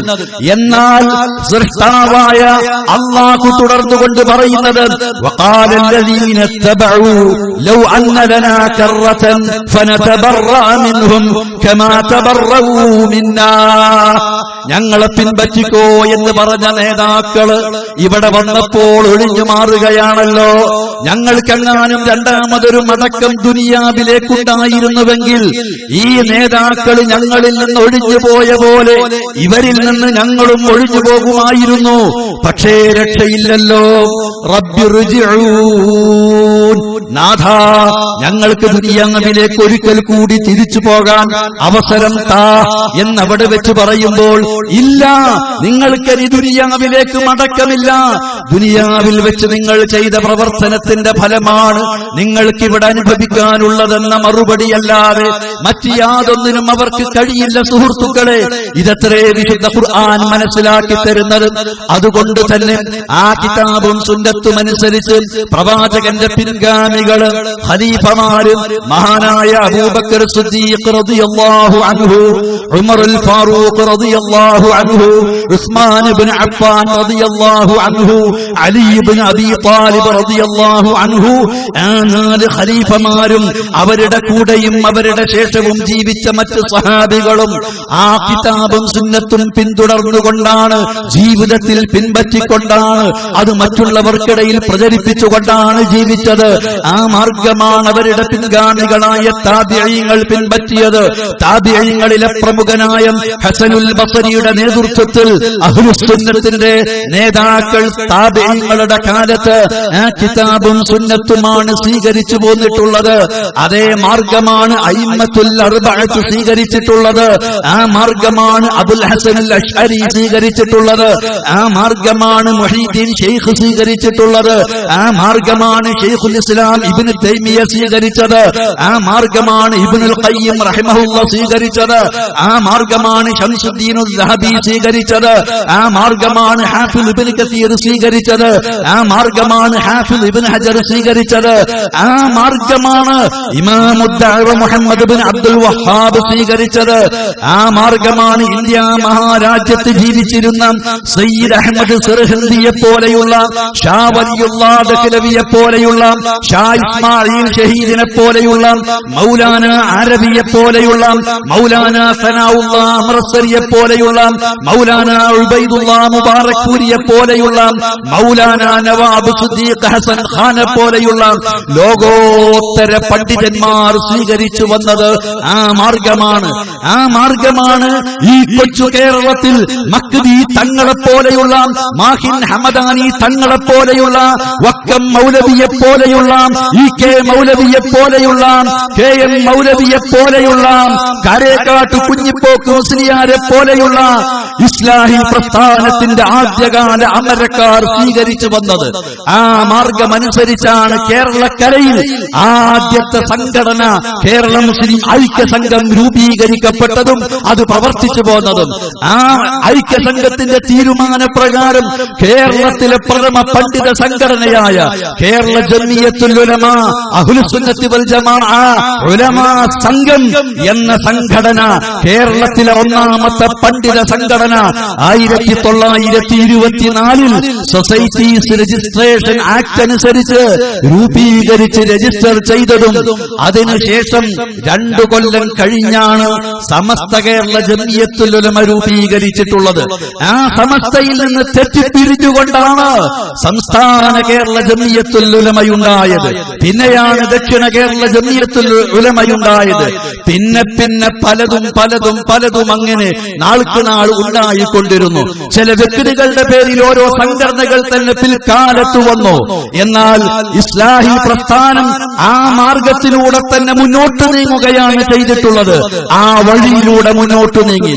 ഈ പ്രസ്ഥാനം പല ആളുകളും ധരിച്ചതുപോലെ 1921 ശേഷം രൂപീകരിക്കപ്പെട്ട പ്രസ്ഥാനമല്ല. മുജാഹിദ് പ്രസ്ഥാനത്തിന്റെ വേരുകൾ 21 ചെന്ന് മുട്ടുന്നേയുള്ളൂ, അതിന്റെ അപ്പുറത്തേക്ക് പോകുന്നില്ല. ഈ പ്രസ്ഥാനത്തിന്റെ ആദർശം മൗലവിമാരുടെ അഭിപ്രായങ്ങളാണ്. അൽമനാറിലും അൽമുർഷിദിലും സൽസബീലിലും ഒക്കെ എഴുതി വെച്ച ആ മൗലവിമാരുടെ ചിന്തയിൽ ഉത്ഭൂതമായ ആശയങ്ങളാണ്. അള്ളാഹുവിൽ ശരിയായ വിശ്വാസമില്ലാത്തവർ, പ്രവാചകരിൽ ശരിയായ വിശ്വാസമില്ലാത്തവർ, സ്വഹാബത്തിനെ തള്ളിപ്പറയുന്നവർ, ഔലിയാക്കളെ നിഷേധിക്കുന്നവർ, ഇസ്ലാമിലെ വിശ്വാസത്തെ തള്ളിപ്പറയുന്നവർ, ഇസ്ലാമിലെ ആചാരങ്ങളെ എതിർക്കുന്നവർ, ഇങ്ങനത്തെ ഒരു പിഴച്ച കക്ഷിയാണെന്ന ഒരു കുപ്രചാരണം ഈ പ്രസ്ഥാനത്തെ സംബന്ധിച്ച് ജനങ്ങൾക്കിടയിൽ ചിലർ നടത്തിക്കൊണ്ടിരിക്കുന്നുണ്ട്. ആ പ്രചാരണം നടത്തിക്കൊണ്ടിരുന്ന ആളുകളാണ്, അക്കൂട്ടത്തിലാണ് ഇസ്ലാഹി പ്രസ്ഥാനത്തിന് നേതൃത്വം കൊടുത്തുപോകുന്ന കഴിഞ്ഞകാല പണ്ഡിതന്മാരൊക്കെ തന്നെ. നിങ്ങൾ നോക്കൂ, മഹാനായ വക്കം മൗലവിയാകട്ടെ, KM മൗലവിയാകട്ടെ, MCC ആവട്ടെ, ഉമർ മൗലവിയാവട്ടെ, ഇതുപോലുള്ള പണ്ഡിതന്മാരും ഇന്ന് ജീവിച്ചിരിപ്പുള്ള പണ്ഡിതന്മാരുമൊക്കെ സുന്നി പണ്ഡിതന്മാരാണ്. സുന്നി ചിന്താഗതി അനുസരിച്ച് ഷാഫി മദ്ഹബിന്റെ ആളുകൾ എന്ന് പറഞ്ഞ് ഷാഫി ഫിഖ് പഠിച്ച് വഹാബികളെ എതിർക്കാൻ വേണ്ടി നടന്നവരാണ്. മഹാനായ KM മൗലവിയെ സംബന്ധിച്ച് വാഴക്കാട് ദർസിൽ പറവണ്ണ മുഹീദ്ദീൻ കുട്ടി മുസ്ലിയാർ ദർസ് നടത്തിക്കൊണ്ടിരിക്കെ അദ്ദേഹത്തിന്റെ ശിഷ്യന്മാരോട് ക്ലാസിൽ വെച്ചുകൊണ്ട് ചോദിച്ചു, നിങ്ങൾക്കറിയുമോ KC അബൂബക്കർ മൗലവി, മർഹൂം KC പറവണ്ണയുടെ ശിഷ്യനാണ്. KC പറവണ്ണ കിതാബ് ചൊല്ലിക്കൊടുത്തപ്പോ ചോദിച്ചു, അല്ല ഉസ്താദേ, ഈ കിതാബിൽ പറഞ്ഞ പോലെയല്ലേ വഹാബികൾ പറയുന്നത്, പിന്നെ നമ്മളെന്തിനാ അതിനെ എതിർക്കുന്നത് എന്ന് ചോദിച്ചപ്പോൾ പറവണ്ണയുടെ മറുപടി, അബൂബക്കറെ നിനക്കറിയുമോ ഇന്ന് കേരളത്തിൽ ഏറ്റവും വിവരമുള്ള ആൾ ആരാണെന്നറിയുമോ? അത് ഉസ്താദ് തന്നെ. ഏത് തിൽമീദും അങ്ങനെ വിചാരിക്ക, എന്റെ ഉസ്താദാണ് ഏറ്റവും വലിയ ആലിം. KCയും അങ്ങനെ വിചാരിച്ചു. പോരെങ്കിലോ പറവണ്ണ വലിയ ആലിമുമാണല്ലോ. പക്ഷേ പറവണ്ണ പറഞ്ഞു, അല്ല അബൂബക്കറെ, തയ്യില് മുഹമ്മദ് കുട്ടി മൗലവി എന്ന് പറഞ്ഞ KM മൗലവിയെ കേട്ടിട്ടുണ്ടോ? അയാളാണ് ഇന്ന് ജീവിച്ചിരിപ്പുള്ള കൂട്ടത്തിൽ ഏറ്റവും വിവരമുള്ള തഹ്ഖീഖുള്ള പണ്ഡിതൻ എന്ന് പറഞ്ഞപ്പോൾ അന്ന് KC അബൂബക്കർ മൗലവിയുടെ മനസ്സിൽ ആ KM മൗലവിയെ കാണണമെന്നൊരു മോഹം മുളപൊട്ടി. തുടർന്നുകൊണ്ട് ഉസ്താദ് പറഞ്ഞു, പറവണ്ണ പറഞ്ഞു, ആ KM മൗലവിയെ നാട്ടിലൂടെ നടന്നു പോകുമ്പോൾ പോകുമ്പോൾ പട്ടിയെ കല്ലെടുത്തെറിയുന്നത് പോലെ നമ്മുടെ സമുദായം കല്ലെടുത്തെറിയും. കാരണം എന്താണെന്നറിയുമോ? കിതാബിലുള്ള സത്യം വിളിച്ചു പറഞ്ഞതുകൊണ്ടാണ്, കിതാബിലുള്ള സത്യം വിളിച്ചു പറഞ്ഞതുകൊണ്ടാണ് എന്ന് പറഞ്ഞപ്പോൾ എങ്കിൽ പിന്നെ ആ സത്യം തന്നെയല്ലേ പറയേണ്ടതെന്ന് കെ.സിയുടെ മനസ്സിൽ തോന്നി. അങ്ങനെയാണ് തിരൂരങ്ങാടിയിലേക്ക് പോയതും കെ.എം. മൗലവിയുടെ കൂടെ 2 നാൾ താമസിച്ചതും ആ മനുഷ്യന്റെ രാപ്പകലുകൾ അദ്ദേഹം നിരീക്ഷിച്ചതും അത്ര വറഉള്ള ഇൽമുള്ള സംശയത്തിന് തഹ്ഖീഖോടുകൂടി മറുപടി നൽകുന്ന ഒരു മഹാപണ്ഡിതൻ ഈ മനുഷ്യനെ വിമർശിക്കുന്നത് എന്തിന് ന്യായം? കിതാബിലുള്ളതല്ലേ പറയുന്നു, തെളിവുള്ളതല്ലേ പറയുന്നു, അത് പറഞ്ഞതിന്റെ പേരിൽ എതിർക്കുന്നതിന് എന്ത് ന്യായം എന്ന് ചോദിച്ചതും കെ.സി. അബൂബക്കർ മൗലവി കിതാബിൽ കണ്ടത് പറയാൻ തുടങ്ങിയപ്പോൾ കെ.സി. വഹാബിയായി മാറുകയായിരുന്നു. അതേപോലെ തന്നെ മർഹൂം എം.കെ. അലി അക്ബർ മൗലവി, അദ്ദേഹത്തിന്റെ ജ്യേഷ്ഠനായ സമസ്തയിലെ സമുന്നതനായ തലയെടുപ്പുള്ള പണ്ഡിതൻ ആമയൂര് മുഹമ്മദ് മുസ്ലിയാരും ആ ജ്യേഷ്ഠനും ഉസ്താദുമായ മുഹമ്മദ് മുസ്ലിയാരോട് അലി അക്ബർ മൗലവി ചൂണ്ടലിടാൻ വേണ്ടി പോയി. ചൂണ്ടയിട്ടപ്പോൾ ചൂണ്ടലിന്റെ കൊളുത്ത് ഞണ്ട് ഇറുക്കിപ്പോയി. ഇത് ഞണ്ട് ഇറുക്കി മുറിച്ചു കൊണ്ടുപോവാതിരിക്കാൻ ഒരു ഇസ്മിന്റെ പണിയുണ്ട്. ആ ഇസ്മിന്റെ പണിയെടുത്ത് ചൂണ്ടലിൽ കെട്ടി വീണ്ടും ചൂണ്ടയിട്ടപ്പോൾ ഇസ്മിന്റെ പണി ഞണ്ടിനെങ്ങനെ അറിയും? പാവം ഞണ്ട്. മുസ്ലിയാര് ചെയ്ത അലി അക്ബർ മൗലവി അന്ന് മൗലവിയല്ല മുസ്ലിയാരാ. ആ അലി അക്ബർ മുസ്ലിയാര് ചെയ്തത് അറിയാത്ത, കിതാബ് ഓതാത്ത ആ ഞണ്ട് ആ കൊളുത്തും ഇറുക്കിക്കൊണ്ടുപോയി, മുറിച്ചു കൊണ്ടുപോയി. വീണ്ടും വന്നൊരു ഇസ്മിന്റെ പണി കൂടി ചെയ്തു നോക്കി. അതും ഫലം അങ്ങനെ തന്നെ.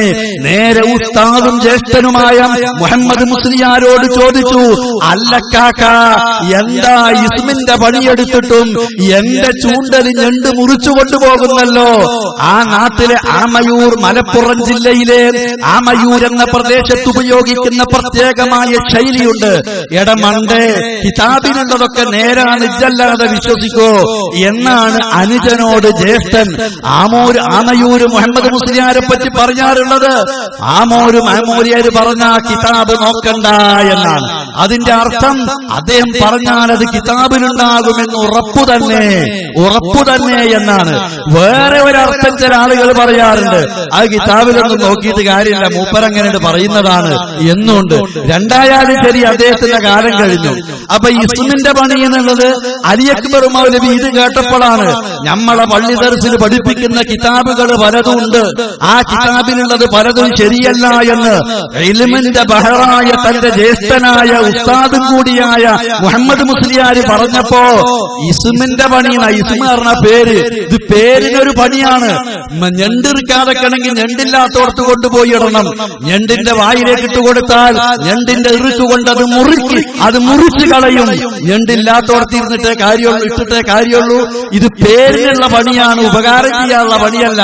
അസ്മാഉ ത്വൽസമാത്തുമായി നടക്കുന്ന മുസ്ലിയാക്കന്മാരുണ്ടാവും. അതൊക്കെ തന്നെ ദുർബല വിശ്വാസികളായ ആളുകൾ കേശി എന്ന് വന്നേക്കാം. പക്ഷേ അതൊക്കെ പേരിനൊരു പണിയാ, അതുകൊണ്ടൊരു പ്രയോജനവുമില്ല എന്നുള്ളത് ഇതുപോലുള്ള അനുഭവങ്ങളാണ്. ഇന്നത്തെ കേരള നദുവത്തുൽ മുജാഹിദീന്റെ മുഖ്യ കാര്യദർശിയായ എ.പി. അബ്ദുൽ ഖാദിർ മൗലവി കവലകളിലൂടെ മുജാഹിദ് പ്രസ്ഥാനത്തിനെതിരിൽ വാഴ്വ് പറഞ്ഞ് നടന്നിരുന്ന വ്യക്തിയാ. അങ്ങനെ പ്രസംഗിച്ച് മുജാഹിദുകൾക്ക് എതിര് പറഞ്ഞ് ആ വാഴ്വിന് മറുപടി പറഞ്ഞപ്പോൾ മറുപടിക്ക് മറുപടി പറഞ്ഞ് പിന്നെ മറുപടി പറയാൻ കിട്ടാനില്ല. പണ്ടത്തെ ആലിമീങ്ങൾ ഇന്നത്തെ പോലെയല്ലല്ലോ. കുനൂത്തോടാൻ തെളിവുണ്ടോ എന്ന് ചോദിച്ചാൽ ലഈഫായ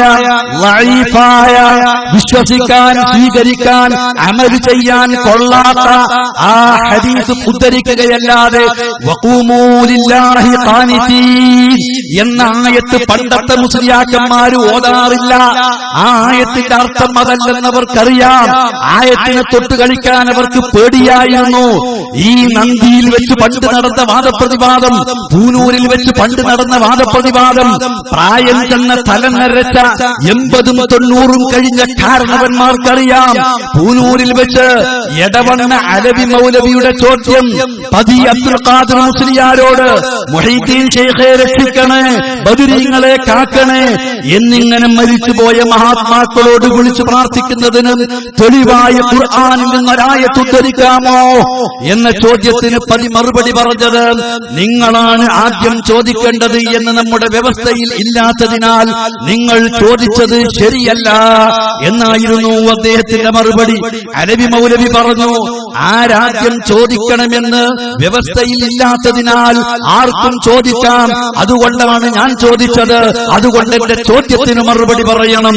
വീണ്ടും പതി പറഞ്ഞു, ആരാണ് ആദ്യം ചോദിക്കേണ്ടതെന്ന് വ്യവസ്ഥയിലില്ലെന്ന് നിങ്ങൾ പറഞ്ഞല്ലോ, അതിനർത്ഥം നിങ്ങൾക്ക് ചോദിക്കാം എന്നല്ലല്ലോ എന്നാ പതി വീണ്ടും പറഞ്ഞത്.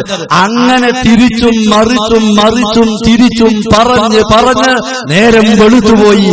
ഉണ്ട് മൗലവി ഉണ്ട് എന്ന് കൊട്ടപ്പുറത്ത് വെച്ച് സാക്ഷാൽ AP അബൂബക്കർ മുസ്ലിയാര് ഉണ്ട് മൗലവി ഉണ്ട് വസ്അൽ മൻ അർസൽനാ മിൻ ഖബ്ലിക മിൻ റുസുലിനാ എന്ന ആയത്ത് ഉദ്ധരിച്ചതുപോലുള്ള ഒരായത്ത് ഉദ്ധരിക്കാൻ കൊമ്പും തുമ്പിയും ഉണ്ടായിരുന്ന പതി അബ്ദുൽ ഖാദിർ മുസ്ലിയാർക്ക് കഴിഞ്ഞില്ല.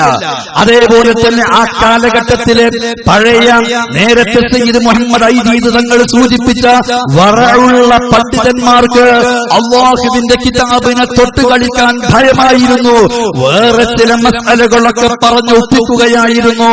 പണ്ട് ഞാൻ കഥ പറഞ്ഞെന്റെ സമയം കളയുന്നില്ല, ഒരു തമാശ ഞാൻ കേട്ടിരുന്നു, അത് ഓർത്തുപോയതാണ്. ഒരു സ്ത്രീ തന്റെ ഭർത്താവിനെ പറ്റി വന്ന് പരാതി പറഞ്ഞപ്പോൾ ആ സ്ത്രീ ഇങ്ങനെ വന്ന് പരാതി പറയും, അതിന് നിങ്ങൾ മറുപടി പറഞ്ഞെന്നെ രക്ഷപ്പെടുത്തണമെന്ന് ഒരു ഉസ്താദിനോടൊരാൾ പറഞ്ഞു അത്രേ. കാര്യമൊന്നും ഞാനിപ്പോൾ വ്യക്തമായി പറയുന്നില്ല. അങ്ങ് പറഞ്ഞതുപോലെ കാണേണ്ട പോലെ ഉസ്താദിനെ കണ്ട് മറുപടി പറയണമെന്ന് ധരിപ്പിച്ചപ്പോൾ ആ മനുഷ്യന്റെ ഭാര്യ വന്ന് രാത്രി നമസ്കരിക്കുമ്പോൾ തുണി ഉടുക്കേണ്ടതില്ല എന്ന് കിതാബിലുണ്ടോ എന്ന് ചോദിച്ചപ്പോൾ വല്ലാത്തൊരു കുഴഞ്ഞ ചോദ്യമാ മോളെ നീ ചോദിച്ചത്, നീ അവിടെ നിൽക്ക്, ഞാനൊന്ന് കിതാബ് നോക്കട്ടെ എന്ന് പറഞ്ഞ് കിതാബ് കുറെ നോക്കി നോക്കി നോക്കി നോക്കി അവസാനം പറഞ്ഞു, നാളാലൊരു നാളിൽ രാവാലൊരു രാവിൽ അബ്ദുള്ള എന്നോവർ ഇങ്ങനെ ചെയ്തതായി പറയപ്പെടുന്നു. ആരാണ് ഈ അബ്ദുള്ള? ഓള പുതിയാപ്പള, നേരത്തെ വന്നുപോയ മനുഷ്യൻ. ആ നാളേടാ, ആ രാവേടാ, കഴിഞ്ഞ രാവ് തന്നെ, വേറെ ഒന്നുമല്ല. ഇങ്ങനെയൊക്കെ സൂത്രത്തിൽ ഇങ്ങനെ ഭാര്യനും ഭർത്താവിനും തെറ്റിക്കാതെ കാര്യം കഴിച്ചിലാക്കിക്കൊണ്ട് നടക്കുമായിരുന്നു പഴയ ആളുകൾ. ഇന്നാണെങ്കിലോ രാത്രിയെ നിങ്ങൾ കുടുപ്പാക്കിയിരിക്കുന്നു എന്നല്ലാഹു പറഞ്ഞ സ്ഥിതിക്ക് പാന്റിന്റെ മുകളിൽ തുണിയെടുക്കേണ്ടതുണ്ടോ എന്ന് ന്യായം പറയുന്ന ആളുകളെയാണ് ഇന്ന് നമുക്ക് കാണാൻ സാധിക്കുക. പണ്ടുള്ളവർ ആയത്തോതിക്കൊണ്ട് ഇങ്ങനെ കളിക്കുമായിരുന്നില്ല. പണ്ടത്തെ ആളുകൾ പറഞ്ഞിരുന്നത് ഇതുപോലെയാണ്, നാളാലൊരു നാളിൽ രാവാലൊരു രാവിൽ അബ്ദുള്ള എന്നോവർ ചെയ്തതായി പറയപ്പെടുന്നു എന്ന് പറഞ്ഞവളെ പതുക്കെ തിരിച്ചയക്കുകയാണ് ചെയ്തിരുന്നത്. ആ ഒരു വ്യത്യാസമാണ് എന്നുള്ളത് ഞാൻ സൂചിപ്പിക്കുന്നത്. ഇന്ന് ആയത്തുകൾ ദുർവ്യാഖ്യാനിച്ചുകൊണ്ട്, ഹദീസുകൾ ദുർവ്യാഖ്യാനിച്ചുകൊണ്ട് ഉലമാഇന്റെ മദ്ഹബിലെ പണ്ഡിതന്മാരുടെ അഭിപ്രായങ്ങൾ തന്നെ മാറ്റിമറിച്ചുകൊണ്ട് തന്നിഷ്ടപ്രകാരം മുഖല്ലിദുകളാണെന്ന് പറയുന്നവർ മുജ്തഹിദുകളായി, മുഹർരിഫീങ്ങളായി, മുബ്തിലീങ്ങളായി ജനങ്ങളെ വഴികേടിലേക്ക് നയിക്കുന്ന അവസ്ഥയാണ് ഇന്ന് മതപരമായ വിഷയങ്ങൾ കൈകാര്യം ചെയ്യുന്നത്. പരിശോധിച്ചു നോക്കിയാൽ നമുക്ക് കാണാൻ സാധിക്കുന്നത്. ഞാൻ അധികം നീട്ടി സംസാരിക്കുന്നില്ല, ഞാൻ അവസാനിപ്പിക്കുകയാണ്. ഞാൻ പറഞ്ഞു വന്നത് അല്ലാഹുവിന്റെ കിതാബും പ്രവാചകന്റെ സുന്നത്തും സ്വീകരിക്കണമെന്നാണ്. അല്ലാഹു പറഞ്ഞത്, പ്രവാചകൻ പറഞ്ഞത്, ഖുലഫാഉർ റാഷിദീങ്ങൾ, താബിഈങ്ങൾ, തബഉ താബിഈങ്ങൾ, അയിമ്മത്തുൽ അർബഅത്ത് മാത്രമല്ല പിൽക്കാലത്ത് വന്ന മുജദ്ദിദീങ്ങളൊക്കെ ആ മാർഗം സ്വീകരിച്ചവരാണ്. യാ ബുനയ്യ ഇജ്അലിൽ കിതാബ വസ്സുന്നത അമാമക. മുഹീദ്ദീൻ ശൈഖ് മുഹീദ്ദീൻ മാലയിൽ കാണുന്ന, ഉത്ബിയത്തിൽ കാണുന്ന, അവർ சொன்ன ബൈത്തിൽ കാണുന്ന, മുഹീദ്ദീൻ റാത്തീബിൽ കാണുന്ന, വേറെയുള്ള മാലകളിലും മറ്റും കാണപ്പെടുന്ന പോലെ ഉള്ള വിശ്വാസക്കാരനായിരുന്നില്ല. അദ്ദേഹത്തിന്റെ ഫുതൂഹുൽ ഗൈബിൽ കാണുന്ന, ഫതുഹുർ റബ്ബാനിയിൽ കാണുന്ന ആ കിതാബുകൾ ഓതി നോക്കിയാൽ നമുക്ക് മനസ്സിലാവുന്ന വിശ്വാസമെന്തോ അതാണ് മുഹീദ്ദീൻ ശൈഖിന്റെ വിശ്വാസം, അതാണ് മുജാഹിദീങ്ങൾ വെച്ചു പുലർത്തുന്ന വിശ്വാസം, അതാണ് അഹ്ലുസ് സുന്നത്ത് വൽ ജമാഅത്തിന്റെ വിശ്വാസം. ആ മാർഗമാണ് ഇതുവരെ പിന്തുടർന്നു വരുന്നത്. എന്നാൽ ഇമാമിങ്ങളെ തള്ളിക്കളയുകയല്ല, ഔലിയാക്കളെ നിഷേധിക്കുകയല്ല, 4 ഇമാമുകളെയും സ്വീകരിക്കുകയാണ്. ഈ 4 ഇമാമുകളും പറഞ്ഞതിൽ ഖുർആനിനോടും സുന്നത്തിനോടും യോജിക്കുന്നത് സ്വീകരിക്കണം. ആ കിതാബിനോടും സുന്നത്തിനോടും യോജിക്കാത്തത് ആര് പറഞ്ഞാലും അത് തള്ളിക്കളയണം, സ്വീകരിക്കാൻ പാടില്ല. ഇതാണ് മുജാഹിദ് പ്രസ്ഥാനത്തിന്റെ നിലപാട്. അതേപോലെ തന്നെ സഹോദരങ്ങളെ, ഈ ഇമാമിങ്ങളെ പോലെ തന്നെയാണ് മുഹീദ്ദീൻ ശൈഖിനെ പോലുള്ള ആളുകൾ ഔലിയാക്കളാണെന്ന് വിശ്വസിക്കപ്പെടുന്നു. അല്ലാഹുവിന്റെ ഔലിയാക്കളെ സംബന്ധിച്ച്, മുജാഹിദ് പ്രസ്ഥാനത്തെ സംബന്ധിച്ചിടത്തോളം ഒരിക്കലും അവരെ പരിഹസിക്കുകയോ കളിയാക്കുകയോ ചെയ്യുന്നവരല്ല. അല്ലാഹുവിന്റെ ഔലിയാക്കൾക്ക് യാതൊന്നും ഭയപ്പെടേണ്ടതില്ല, ദുഃഖിക്കേണ്ടി വരികയില്ല. ആരാണ് അവന്റെ ഔലിയാക്കൾ? അവർ അല്ലദീന ആമനൂ വകാനൂ യത്തഖൂൻ, മുഅ്മിനീങ്ങളും മുത്തഖീങ്ങളുമാണ്. കുളിക്കാതെ നടക്കുന്ന, നഗ്നത മറക്കാതെ നടക്കുന്ന, വൃത്തികേടായി നടക്കുന്ന, നോമ്പനുഷ്ഠിക്കാതെ റമളാൻ കഴിച്ചുകൂട്ടുന്ന, ഫർള് നമസ്കാരം നിർവഹിക്കാത്ത, ഫർളും സുന്നത്തും ചെയ്യാതെ താന്തോന്നിയായി ജീവിച്ചുകൊണ്ടിരിക്കുന്ന വൃത്തികെട്ട വൃത്തിഹീനരായ ആളുകളാണ് അല്ലാഹുവിന്റെ ഔലിയാക്കളെന്ന് അല്ലാഹു പറഞ്ഞിട്ടില്ല, അവന്റെ റസൂല് പറഞ്ഞിട്ടില്ല. അത്തരം ഔലിയാക്കളെ പറ്റി ഇസ്ലാമിന്റെ ചരിത്രത്തിൽ കാണാൻ പറ്റില്ല. ഇതിലേക്ക് കടന്നുകൂടിയ വ്യാജസിദ്ധന്മാർ, വ്യാജ ഔലിയാക്കൾ, വ്യാജന്മാരുടെ ഒരു കാലഘട്ടത്തിലാണ് നമ്മൾ ജീവിക്കുന്നത്. ആ വ്യാജ ഔലിയാക്കളെ പിൻപറ്റുവാൻ പാടില്ല, സ്വീകരിക്കാൻ പാടില്ല എന്ന് മാത്രമാണ് മുജാഹിദ് പ്രസ്ഥാനം പറഞ്ഞുകൊണ്ടിരിക്കുന്നത്. ഇനി നിങ്ങൾ നോക്കൂ, എനിക്ക് ശേഷം ഇവിടെ സംസാരിക്കാനിരിക്കുന്ന പണ്ഡിതന്മാർ അവരുടെ അനുഭവങ്ങൾ പറയും. മുജാഹിദ് പ്രസ്ഥാനം പറഞ്ഞുകൊണ്ടിരിക്കുന്ന വിശ്വാസ കാര്യങ്ങളാവട്ടെ, ആരാധനാ കർമ്മങ്ങളാവട്ടെ, അനുഷ്ഠാനങ്ങളാവട്ടെ, ആചാരങ്ങളാവട്ടെ, അതൊക്കെ തന്നെ ഖുർആനിന്റെയും സുന്നത്തിന്റെയും പിൻബലമുള്ള കാര്യങ്ങളാണ്. അതേപോലെ തന്നെ ഇമാം ഷാഫിയോ മറ്റുള്ള ഇമാമിങ്ങളോ പറഞ്ഞിട്ടുള്ള കാര്യങ്ങൾ, ഇസ്ലാഹി പ്രസ്ഥാനം പറയുന്ന കാര്യങ്ങൾ, പൂർവീകരായ സലഫുകൾ, മുൻഗാമികളായ മഹാന്മാരായ പണ്ഡിതന്മാർ മനസ്സിലാക്കി സ്വീകരിച്ച് ആചരിച്ചു പോരുന്നതാണ് എന്നുള്ളതും തെളിയിക്കുവാൻ സാധിക്കും.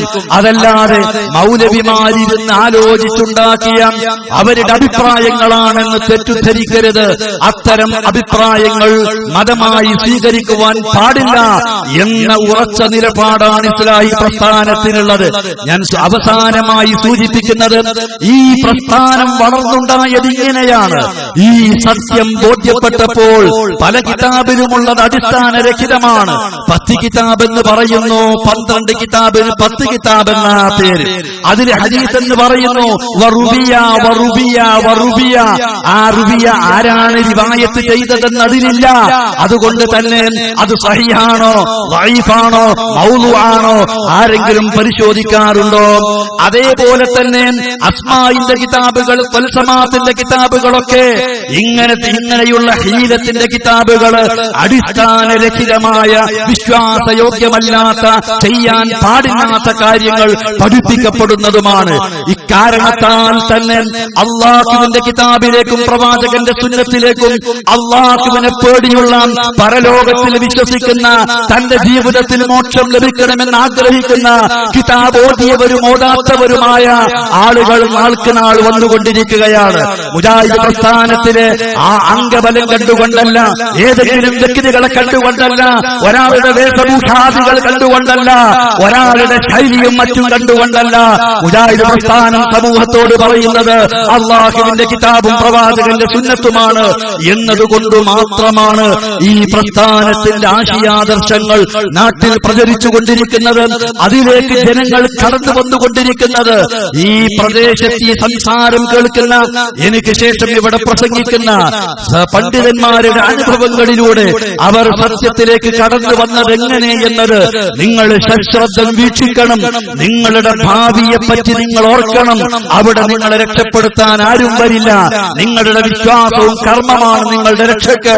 അതുകൊണ്ട് നിങ്ങളുടെ രക്ഷയ്ക്ക് വേണ്ടി ആത്മപരിശോധന നടത്തി സത്യത്തിന്റെ മാർഗം നിങ്ങൾ തെരഞ്ഞെടുക്കുക. സർവശക്തൻ അതിനെ അനുഗ്രഹിക്കുമാറാവട്ടെ. റബ്ബന ആതിനാ ഫിദ് ദുനിയാ ഹസന വഫിൽ ആഖിറതി ഹസനതൻ വഖിനാ അദാബന്നാർ ബിറഹ്മതിക യാ അർഹമർ റഹീമീൻ. വസല്ലല്ലാഹു വസല്ലമ അലാ നബിയിനാ മുഹമ്മദിൻ വആലിഹി വസഹാബതിഹി അജ്മഈൻ. വസ്സലാമു അലൈക്കും വറഹ്മത്തുള്ളാഹി വബറകാതുഹു. പ്രൗഢമായ വിവരണത്തിലൂടെ ആമുഖ ഭാഷണം ധന്യമാക്കിയ എം അബ്ദുറഹ്മാൻ സലഫിക്ക് കൃതജ്ഞത അറിയിക്കുകയാണ്. അടുത്തതായി നമ്മോട് സംസാരിക്കുന്നത് മഹ്മൂദ് ബാക്കവി മഞ്ചേശ്വരം അവർകളാണ്.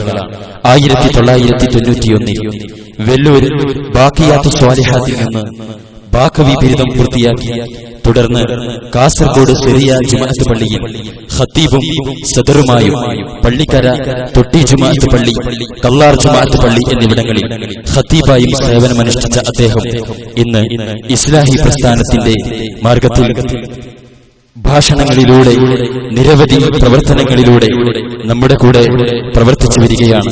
മഹ്മൂദ് ബാക്കവിയെ ഭാഷണത്തിന് വേണ്ടി ക്ഷണിക്കുന്നു. السلام عليكم ورحمة الله. اللهم صل على محمد وعلى آل محمد.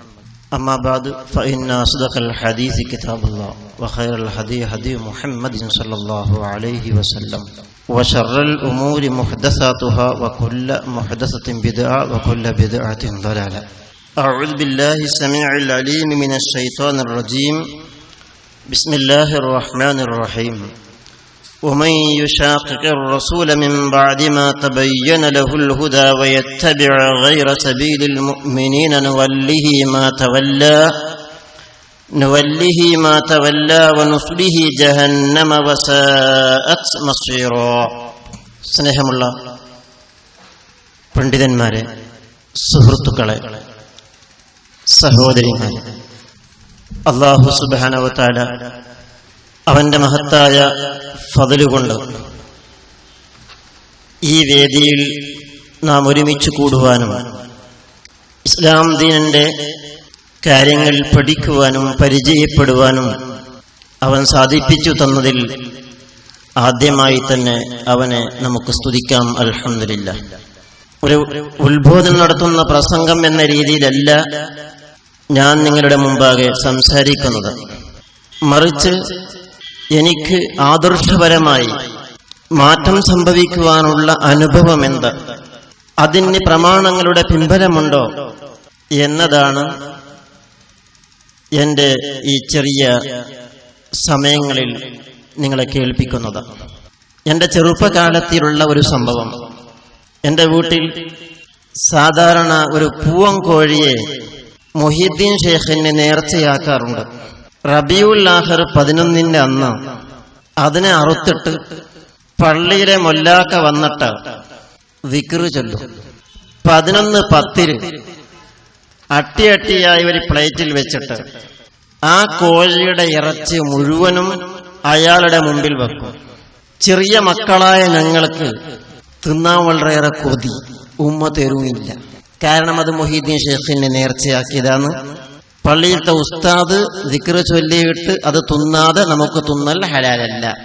അപ്പൊ വേറെ എന്തെങ്കിലും ചാറുണ്ടാക്കും. ആ ചാറും ആ എണ്ണിയ പത്തിരല്ലാത്ത വേറെ 10 ഉമ്മ തന്നിട്ട് ഞങ്ങളെ ഉറക്കും. അതിനന്നത്തെ വേഷന്മാർ പറയുന്നതിന് ആദരവായ കോഴിയാണ്. അതിനാരും കല്ലെറിയില്ല. ഇതെന്റെ ചെറിയ പ്രായത്തിലുള്ള ഒരു അനുഭവം. അഥവാ മരിച്ചുപോയ പുണ്യാത്മാക്കൾക്ക് നേർച്ചയാക്കുക എന്ന സമ്പ്രദായം ഉണ്ട്. പിന്നീട് എന്റെ ചെറുപ്പകാലത്ത് തന്നെ ചിക്കമംഗളൂർ ഭാഗത്ത് കർണാടക സ്റ്റേറ്റിലാണ് ദാദാ ഹയാത്ത് എന്ന ദർഗയുണ്ട്. കുടുംബസമേതം ഞങ്ങൾ അവിടത്തേക്ക് ഒരു ടൂർ പോയി. ആ ദർഗയിലേക്ക് പ്രവേശിക്കണമെങ്കിൽ ആദ്യം പുറത്ത് തേങ്ങ ഉടച്ചിട്ട് വേണം അകത്ത് പോകുന്നത്. എനിക്കറിയില്ലല്ലോ എന്തെന്ന്, ചെറിയ പ്രായമല്ലേ. ആ ദർഗയുടെ ഉള്ളിൽ ഒരു ഗുഹ ഉണ്ട്. അവിടുന്ന് മണ്ണ് എന്റെ ഉപ്പ കൊണ്ടുവന്നിരുന്നു. ഈ എനിക്കും വയറുവേദനയുള്ള സമയത്ത് വെള്ളത്തിൽ കലക്കിയിട്ട് കുടിപ്പിച്ചിരുന്നു. അവിടെ തേങ്ങ ഉടക്കാൻ വേണ്ടി നേർച്ചയാക്കിയിട്ട് വീട്ടിൽ നിന്ന് തന്നെ ആ തേങ്ങയെ ക്ലിയർ ആക്കി കൊണ്ടുപോകണം. അപ്പോ കോഴിനെയും അല്ലാത്തതും മരണപ്പെട്ട പുണ്യാത്മാക്കൾക്ക് നേർച്ചയാക്കുന്നുണ്ട്. പിന്നെ ഞാൻ മദ്രസയിൽ 4ാം ക്ലാസ് വരെ പഠിച്ചിട്ടുള്ളൂ. അന്ന് പട്ടിണിയുടെ ജീവിതമാണ്, ഫക്കീറന്മാരായി ജീവിക്കുന്ന കാലാണ്.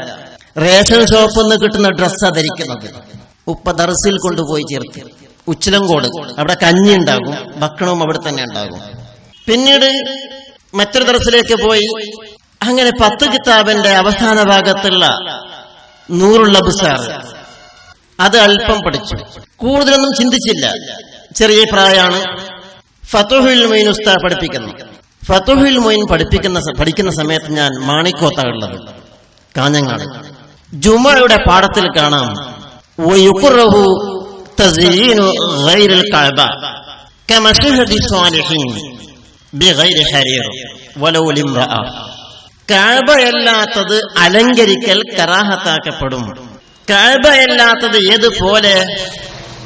സജ്ജനങ്ങളുടെ ഖബർ പോലെ എന്ന ഒരു വിഷയം ജുമയുടെ പാഠത്തിലുണ്ട് ഫതുഹുൽ മൊയ്നിൽ. മാണിക്കോത്ത് ഉറൂസ് നടക്കുന്നുണ്ട്, കാളിയാരുടേത്. കാളി ഹസൈനാർ വലിയുള്ള എന്നാ പറയുന്നത്. അപ്പൊ അതിനൊക്കെ പെയിന്റ് അലങ്കാരമൊക്കെ ചെയ്യുന്നത് മുഅല്ലിംകളാണ്. മുതഅല്ലിംകളാകുന്ന ഞങ്ങളും ഹെൽപ്പ് ചെയ്യും. കാരണം കമ്മിറ്റിക്കാർക്ക് ചെറിയ കൂലി കൊണ്ട് പണി നടക്കും. ഏതായാലും വരുമാനത്തെ മാർഗമല്ല ലാഭം ഉണ്ടാക്കുന്നത്.